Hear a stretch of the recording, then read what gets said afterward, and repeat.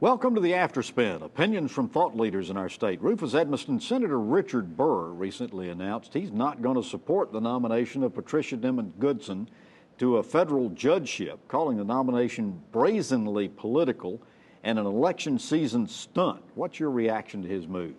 Well, first of all, I want to say that I think Richard Burr is a very fine U.S. Senator. However, Patricia Timmon-Goodson is a wonderful judge. I've worked with her when she was on the bench.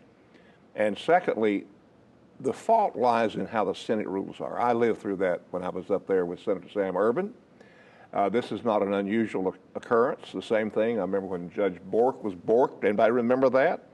And it just depends on whose oxen is being gored.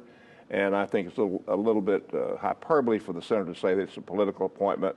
I do think that usual procedure is that a president attempts to always talk to the senators before you send somebody up. And this has not been followed, which I think is part of the problem.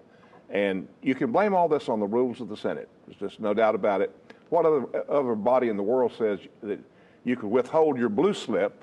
I used to carry them for Senator Ervin. And you withhold your blue slip and you don't get to consider somebody for a judge. So I blame a lot of that on the rules of the Senate. But as we have heard on previous programs, this is the longest vacancy of any judgeship, federal judgeship in the nation. Wouldn't you want to think Senator Burr would want to see that seat filled? It needs to be filled. We don't need to deny justice to anybody because of, no matter who is the president or who's in the Senate, we don't need to deny that, no. And, you know, there's nothing wrong with holding hearings. I've always said that. And I've been perturbed about the U.S. Senate saying they will not even conduct hearings on any nominees sent over. Democrats are guilty of that too. It's these quirky Senate rules where they don't have anything to do with democracy. It's protection of the body. All right.